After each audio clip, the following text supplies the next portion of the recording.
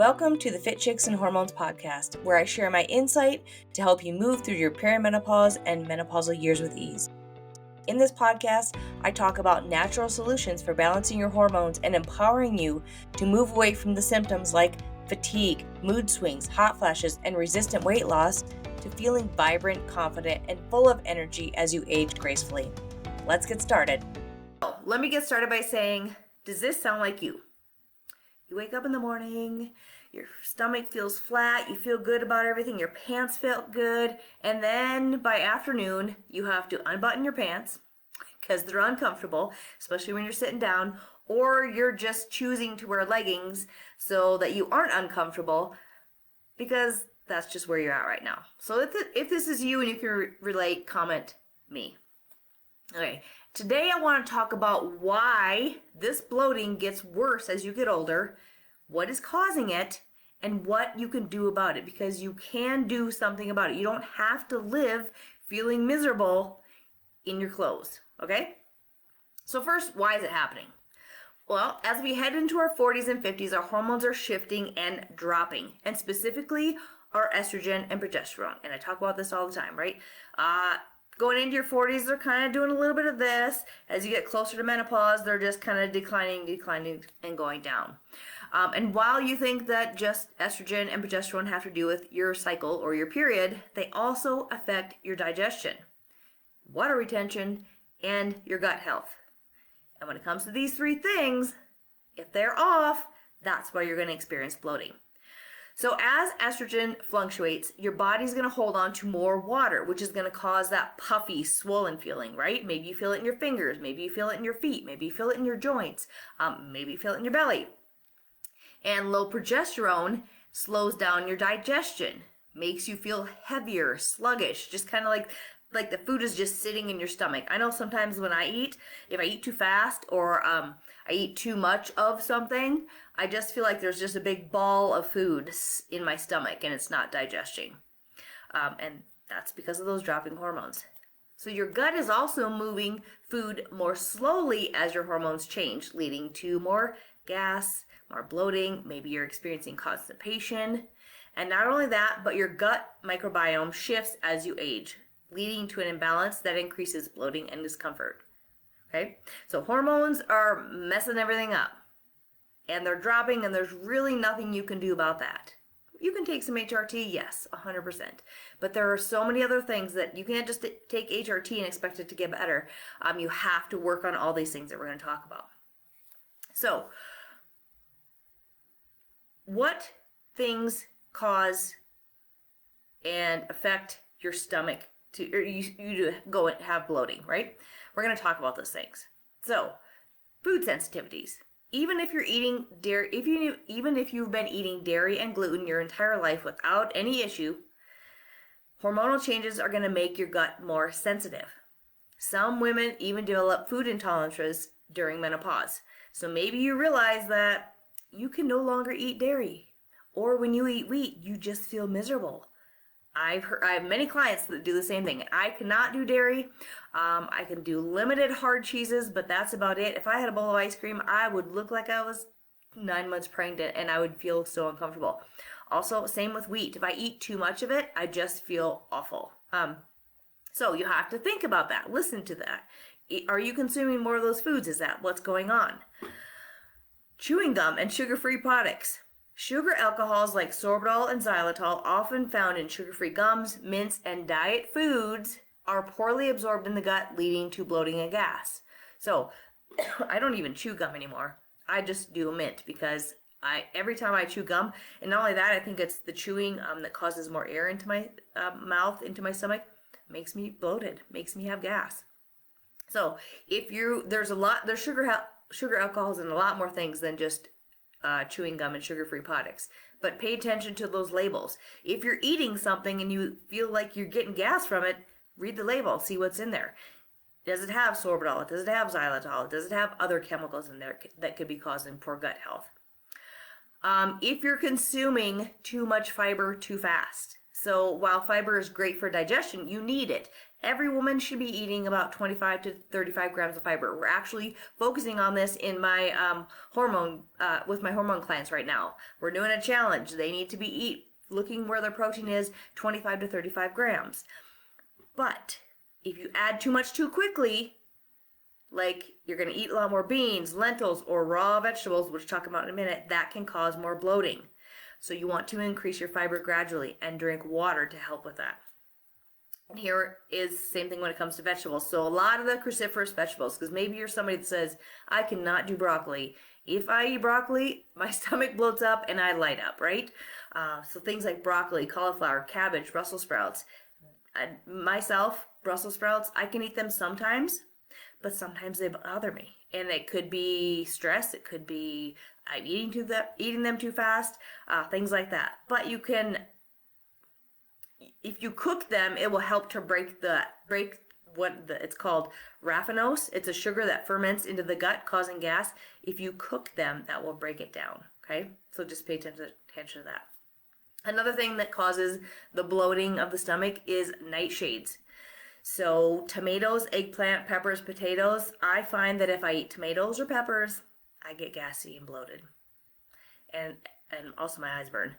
I don't love it, which is frustrating because I love a good bowl of chili and I love to do like peppers, like a fajita, but I just can't, and I can't do them in a large amounts. So you may be sensitive to these things. They're called nightshades. Look them up.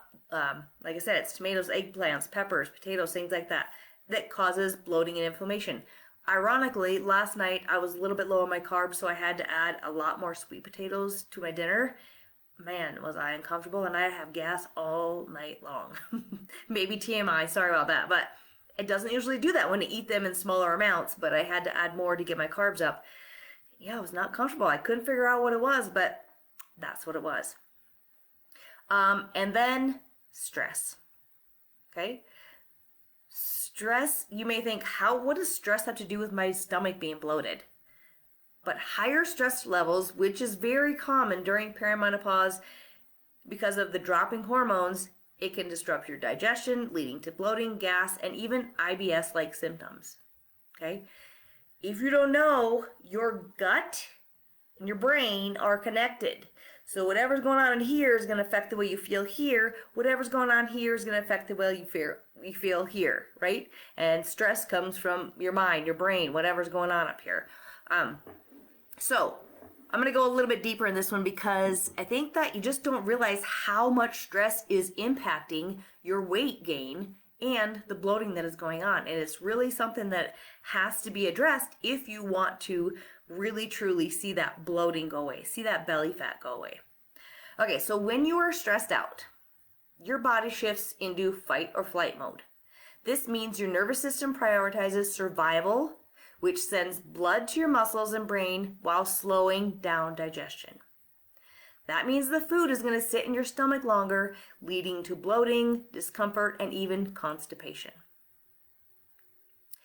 And the other side of this is when you're relaxed, when you're calm, your body shifts into rest and digest mode, allowing digestion to happen smoothly.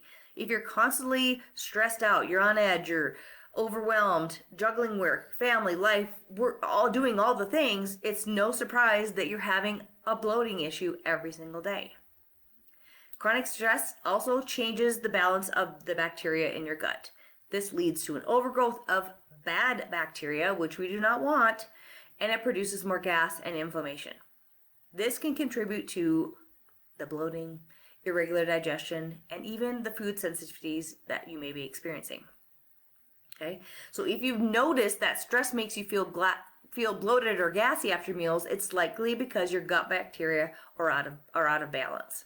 Okay, and again, as we get older, we lose a lot of those digestive enzymes that are in our gut, which is why I recommend my clients taking enzymes to help with that. It helps with the digestion. It helps, even though I feel like, yes, you need to learn to just calm down and eat. Like I notice when I'm at my studio, my fitness studio, I have to eat like this because I have clients coming in, I have a class going on, I have something else going on. So I'm shoveling in the food, right? Usually I'm talking to people as they're coming in the door or talking to someone. I'm not really resting and digesting. I'm like stressed out and even like I'm not stressed out, but it's like I know that I have something else to do and I'm not thinking about what I'm doing. When I'm at home and I'm just sitting down nice and calmly, I'm chewing my food well, I don't get that gas and bloating feeling because my body is calm, right? So cortisol, we're going to talk about because that leads to belly fat and belly bloat. This is your body's primary stress hormone, which can cause you to hold on to more water and salt, making bloating even worse. So maybe you wake up feeling great in the morning, but by midday or late day, like I talked about right at the beginning, you feel as if you're pregnant, right? Your stomach is bloated, it's hard, it's hurt, it's uncomfortable, and you just don't feel good.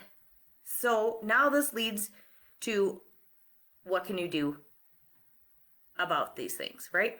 So if you are experiencing bloating, let's say every single day you wake up feeling good and by the end of the day you're just not comfortable. Or maybe it's right as soon as you eat breakfast in the morning, you eat something and you're feeling bloated, right? We need to figure out what is happening.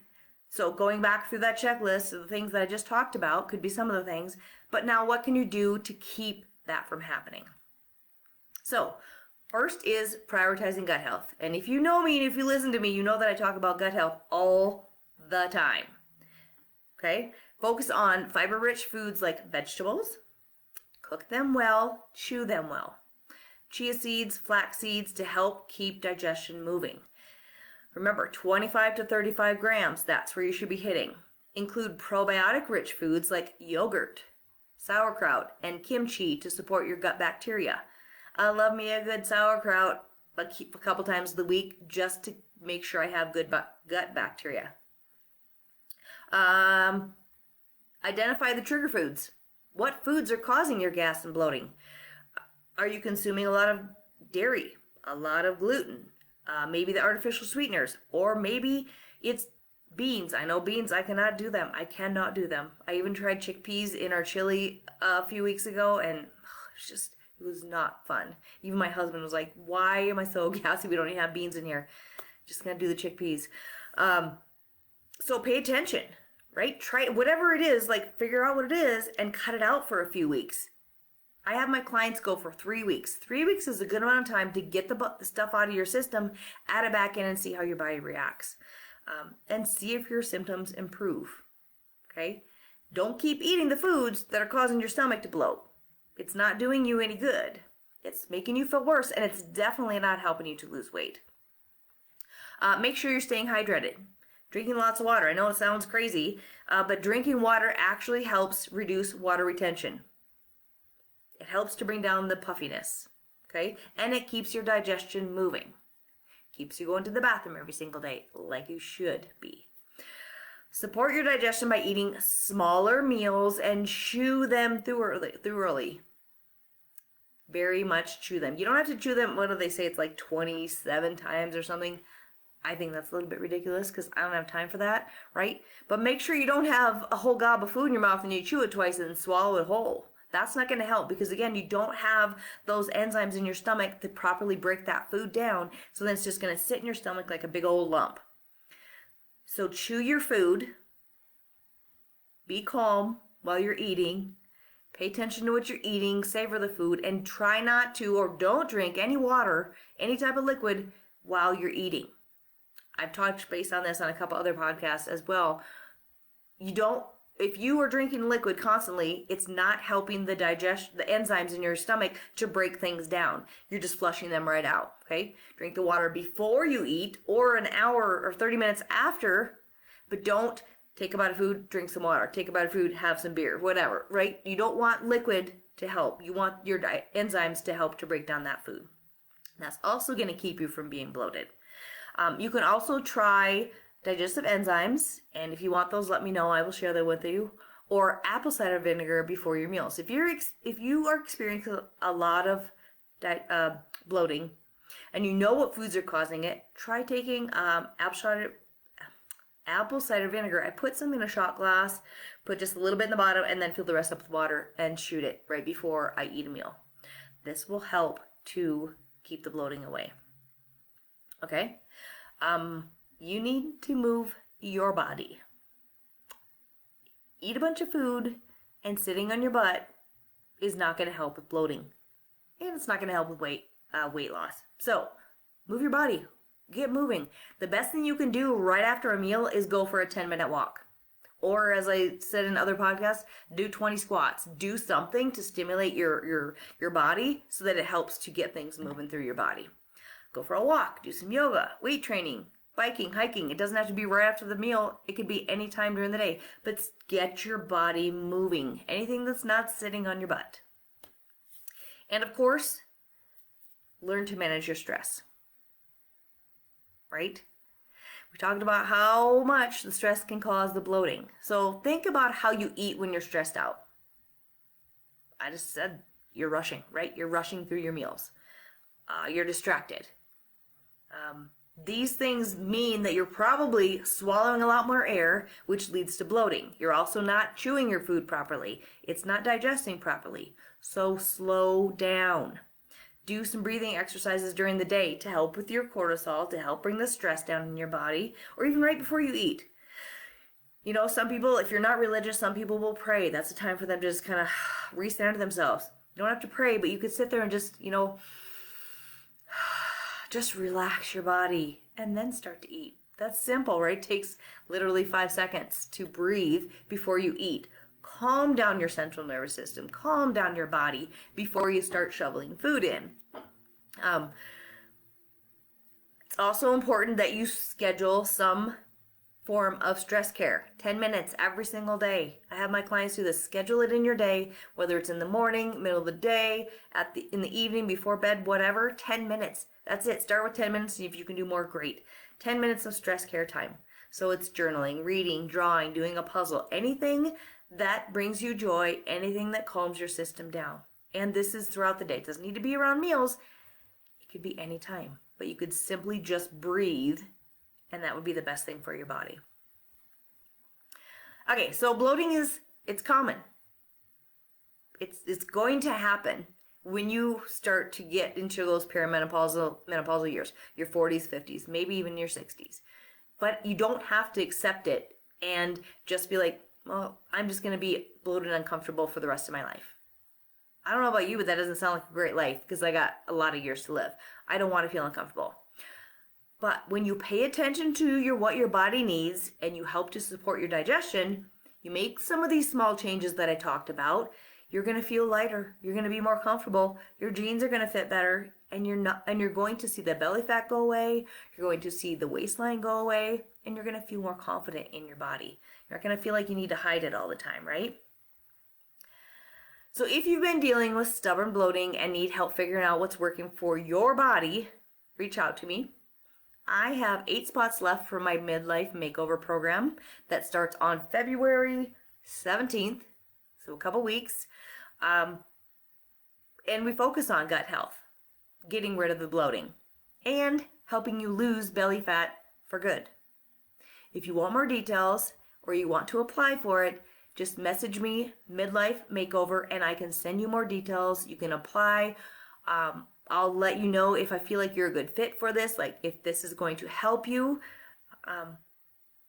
because it has helped many women lose inches off their waistline and help them feel more confident in their body because they no longer have to wear shirts to hide their bloated bellies. They no longer have to wear stretch pants or yoga pants every day because that's all they fit into by the end of the day. They can wear whatever they want and feel confident in their body and feel good in their body and know what foods are going to make them not feel good. And choose when is a good time to eat them, what's the best time to eat them, and if it's really even worth it. All right? So, last thing I want to do is I want to challenge you to be aware. Be aware for the next 5 to 7 days and journal when you experience bloating. Just a little notebook or on your phone. We all have notes on our phones. We all, whatever. Write it down. See if you can determine what is causing the bloating. So, when it's coming, think about what did you eat in your last meal. Maybe write that down. If you're not sure, say, this is what I ate. What do you think caused the bloating? Let me know. Send me a message. I can help you. Because when you know what it is, you can either know to avoid it, or maybe you need to add some enzymes like I talked about, and that will help to break those foods down, especially if it's something you love. I want you to be able to eat the foods that you enjoy without feeling bloated, okay? So that's my challenge for you. I want you to be aware of how you feel, because we're all going all the time. We don't even pay attention. Stop and pay attention to what foods you're eating when you're experiencing bloating or any type of digestive issues. Write it down. Write it down for 5 to 7 days. You can go back and look like, oh, every time I ate cauliflower, I was bloated afterwards. I had gas afterwards. Maybe I need to chew it better. Maybe I need to cook it. Maybe I need to add some enzymes to that meal. Or maybe I just need to not eat it for a while and see how I feel, right? Figure out what it is and let me know. I'd love for you to share with me, like, you know what, I just realized I can no longer eat this, or this is causing my bloating. Because it could be different for everyone. It could be so many different things for everyone. I'm trying to think. There was somebody, spinach caused a lot of bloating in a client I had. Who would have I hope thought? this episode today Healthy food, resonated right? with you, and if it did, I would love for you to share it on your stories All and right, tag so me on that's all I have for Instagram you. or Facebook. Hopefully A review this would will be help appreciated you too. to get rid of that belly Your bump, reviews if and you want shares some not help, only help us reach to out grow, me, and but we they can talk give about my other women who program. are struggling through their menopausal Thanks for years joining me. Have a hope wonderful that they rest of don't your have to day, continue and until next living time, the way that goodbye. they do. Your questions and experiences are also so helpful in giving me subjects to talk about. So feel free to reach out to me anytime on Facebook or Instagram with anything. I would love to help.